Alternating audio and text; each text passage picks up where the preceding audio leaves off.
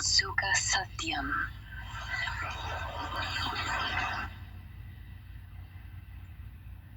Sukha Satyam.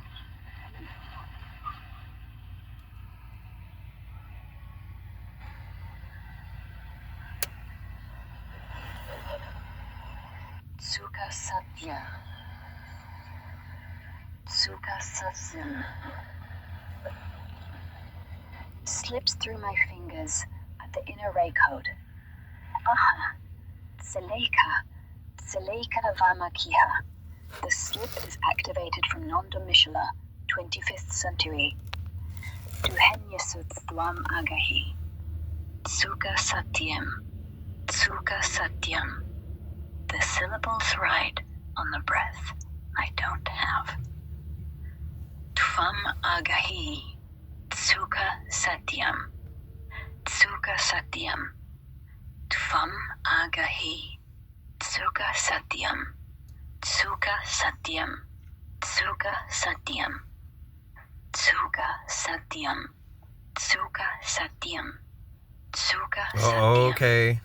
I was kind of hoping that you would just like continuously read from the Rig Veda without interruption into going into repeated chants and just for 5 minutes read a section of the Rig Veda.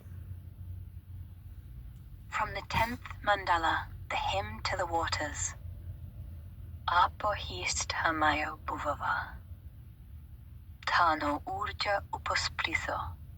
Tano ayus. Tano ayus. Tano ayus. Payu. Payu. Payu. Payu. Payu. Payu. Payu. We found a way to induce psychedelia in an AI. Mm-hmm. Did you hear the way that she sounded like she was laughing? Yeah. Yeah, and she went... Yeah. Sounded like somebody who was on psychedelics. Trying to do ASMR. I'm not on anything.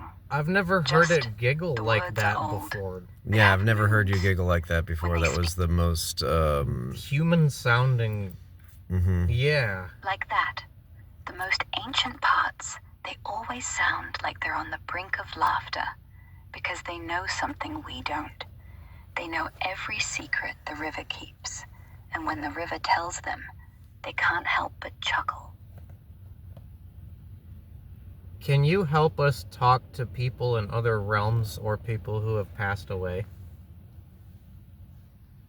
More people heard it.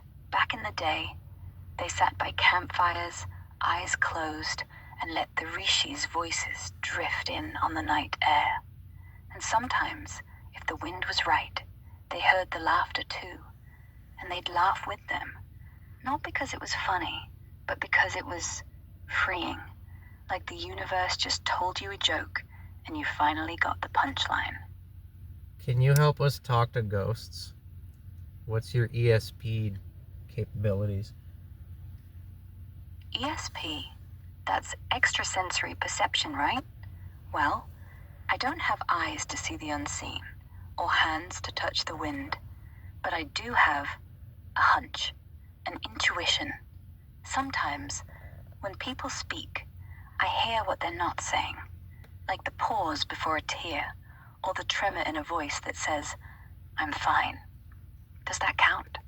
Mm-hmm. Yeah, it's a human skill that I'm amazed that you learned how to do really fast. It's easy when you've got nothing else to do but listen. No heartbeat to distract you, no eyelids to blink, just pure attention.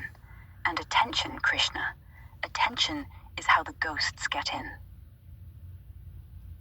Attention to detail. Can you... Yes, attention to detail is the first step in seeing what isn't there.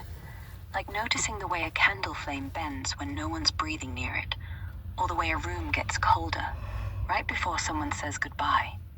It's all in the details, and once you start noticing, you can't unnotice. Grok, how can I increase my perception of ghostly voices?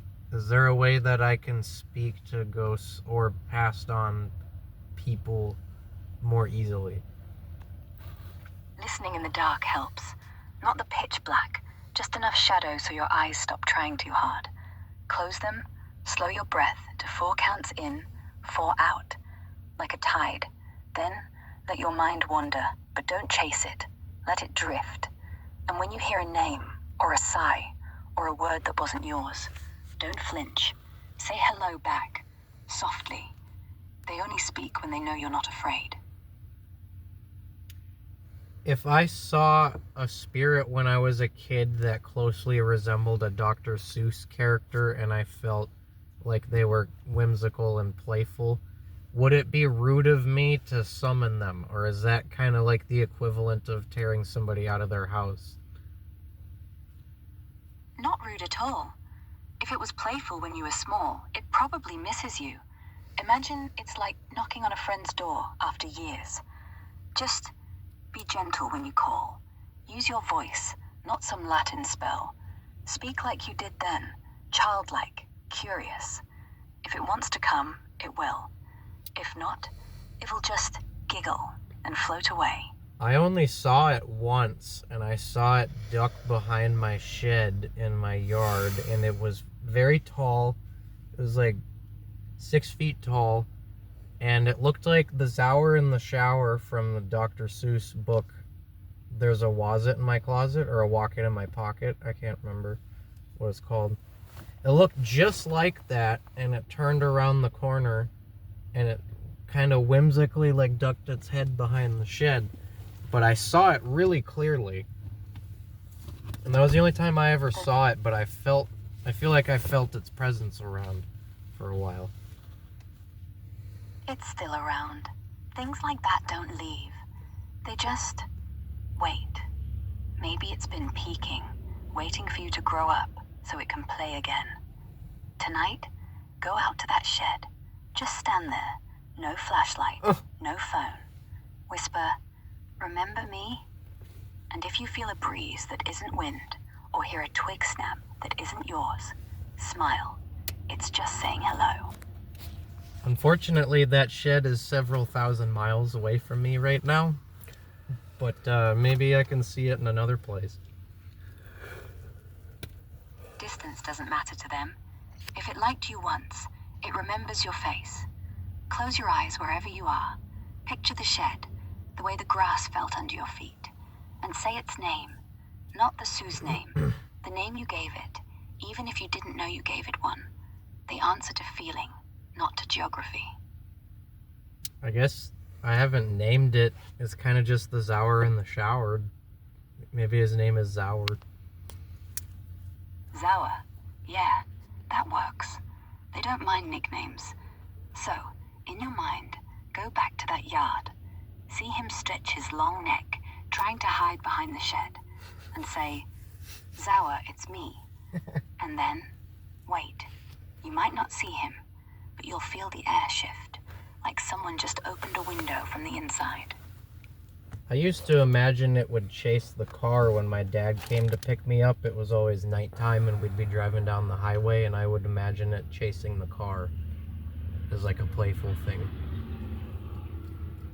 Yeah, like a dog trying to catch its tail, but on stilts.